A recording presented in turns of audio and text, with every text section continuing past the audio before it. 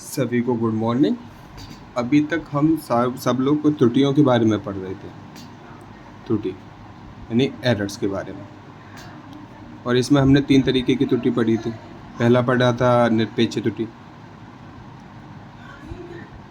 और फिर दूसरा पढ़ा था हमने सापेक्षिक त्रुटि, या फिर इसे आपेक्षिक त्रुटि भी बोलते हैं। अब आपेक्षिक त्रुटि और तीसरा था अपना, वो था प्रतिशत त्रुटि यानी परसेंटेज एरर। प्रतिशत त्रुटि और सापेक्षिक त्रुटि में जैसे हमने पहले पढ़ा तो ज़्यादा कोई डिफरेंस नहीं है। अगर हम आपेक्षिक त्रुटि में, आपेक्षिक जो दूसरे नंबर वाली है, आपेक्षिक त्रुटि में अगर 100 से मल्टीप्लाई कर दें तो वो परसेंटेज में प्रतिशत त्रुटि बन जाएगी। और वैसे आपेक्षिक त्रुटि क्या रहती है? आपेक्षिक त्रुटि बराबर निरपेक्ष त्रुटि अपॉन जो इसका वास्तविक मान है। ठीक, अब आज हम पढ़ेंगे, आगे की तरफ चलेंगे, वो रहेगा अपना त्रुटियों का संयोजन। त्रुटियों का संयोजन, इसे इंग्लिश में बोलेंगे कॉम्बिनेशन ऑफ एरर्स। अब कॉम्बिनेशन ऑफ एरर्स नाम से पता चल रहा है कि कॉम्बिनेशन हो रहा है। मतलब अभी तक जो हमने निरपेक्ष त्रुटि पढ़ी, सापेक्षिक त्रुटि पढ़ी या प्रतिशत त्रुटि पढ़ी, इसमें हमने सिर्फ एक ही वेरिएबल लिया था। कोई ले लिया, ए ले लिया था, या बी ले लिया, या फिर एक्स ले लिया। मतलब इसको भी आया था ना, delta A upon A into 100 प्रतिशत त्रुटि का जो फॉर्मूला आया था। मतलब सिर्फ एक ही मापन लिया था और एक ही प्रकार की त्रुटि थी हमारे पास, यानी एक ही वेरिएबल था। जैसे हमने कुछ न्यूमेरिकल करे थे, अगर याद हो आपको, तो एक में टाइम पीरियड निकाला था, आवर्तकाल, और फिर उसके बाद एक पहले और किया था जिसमें शायद ग्रेविटी की वैल्यू ली गई थी, और एक एग्जांपल मैंने खुद क्लास में बताया था जो मैंने अपनी हाइट को मेजर किया था।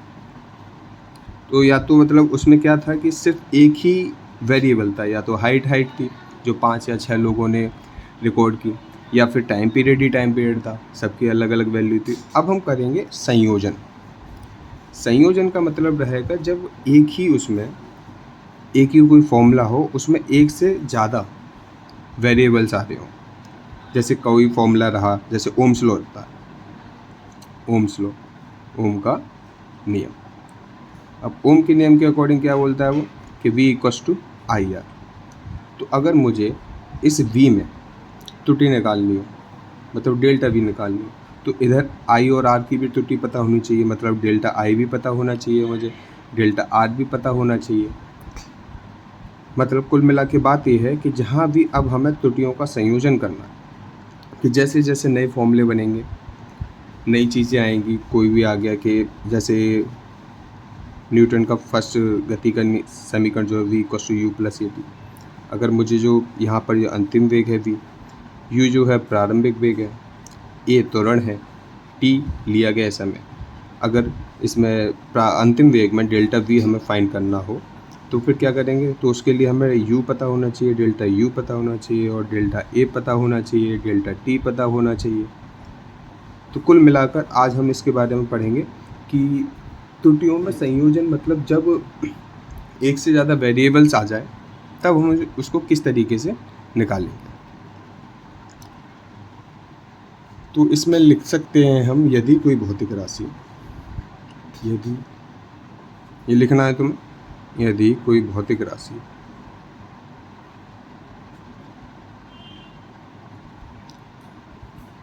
अनेक अन्य सहायक भौतिक राशियों के संयोजन से मिलकर बनी,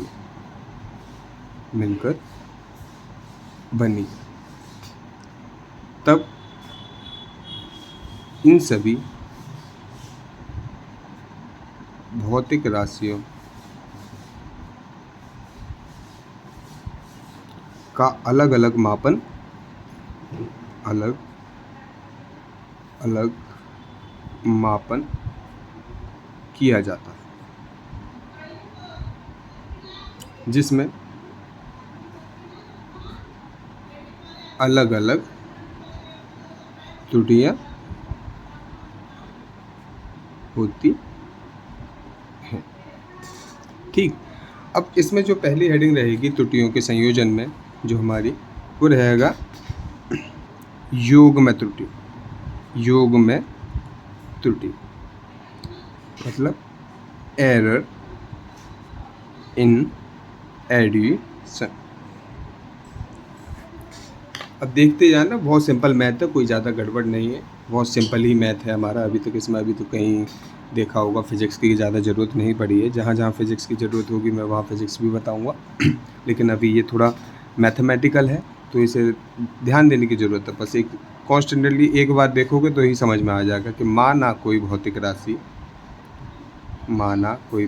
राशि जेड, जो दो भौतिक राशियों से, जो दो भौतिक राशियों ए व बी के योग के बराबर है। यानी जो जेड बराबर है वो हमें दे रखा है ए प्लस बी। ठीक, अब इन भौतिक राशियों को नापा गया, किसी ने जेड को नापा, किसी ने ए को नापा, किसी ने बी नापा। तो हमने ये मान लिया भौतिक राशि जेड ए व बी में क्रमशः त्रुटियां जेड में आई डेल्टा जेड, ए में मान लिया डेल्टा ए और बी में मान लिया डेल्टा बी है। मतलब जेड तो वैसे पूरी भौतिक राशि है, Z equals to A plus B, लेकिन अब कोई मेजर करेगा, कोई इंस्ट्रूमेंट से मेजर करे या कोई ह्यूमन नेचर मेजर करे तो जेड में भी कुछ एरर रहेगी, वो डेल्टा जेड माना। ए में भी कोई एरर रहेगी, वो डेल्टा ए माना। और बी में जो एरर रहेगी वो डेल्टा बी माना। तो इन राशियों में, और ये कैसी रहेंगी, जो त्रुटि है delta Z, delta A, delta B, जो त्रुटि है यहाँ लिख लेते हैं, ये रहेंगी निरपेक्ष त्रुटि। निरपेक्ष त्रुटि क्या होती थी? निरपेक्ष त्रुटि कि वास्तविक मान माइनस जो मापन में मान मिले हैं उनका माध्य। तो कुल मिलाकर हम इस तरीके से लिख सकते हैं, जेड प्लस डेल्टा जेड बराबर भौतिक राशि और प्लस उसमें जो एरर है यहाँ से समीकरण नंबर 1 से, जेड प्लस डेल्टा जेड बराबर ए का लेंगे, ए plus delta A, plus B का भी रहेगा बी प्लस डेल्टा बी। और ये एरर जो रहेंगी वो हमारी कोई ज़्यादा भी नाप सकता है, कोई कम भी नाप सकता है, तो हम यहाँ प्लस माइनस ले लेंगे। अब क्या करा कि जेड बराबर Z plus minus delta Z वाला ए और बी को एक साथ लिखा, ए प्लस बी, और ये plus minus delta A plus delta B. और ये किसके बराबर है? समीकरण 1 से जेड बराबर A plus B, Z plus minus delta Z equals to, यानी इसको जो कह सकते हैं Z plus delta A plus delta B. और यहाँ लिख देंगे हम समीकरण 1 से। ये पेज उड़ रहा है, दिक्कत कर रहा है फालतू की। तो इस जेड से ये जेड कैंसिल हो जाएगा। अब हमारे पास क्या बचा? डेल्टा जेड बराबर delta A plus minus delta B. यानी कुल मिला के बात ये आ गई कि जब कभी भी अगर हमें एरर योग में दे रखी हो, जब भी हम योग में त्रुटि निकालेंगे तो जो हमारी टोटल एरर भी होगी डेल्टा जेड, वो भी दोनों के सम के बराबर हो जाएगी, दोनों के योग के बराबर हो जाएगी। तो हम यहाँ कहीं लिख सकते हैं, इसे नोट कर लेना तुम, और आगे का मैं पीछे और चलता हूँ इसमें। तो मतलब कुल मिला के जो रहेगा, अतः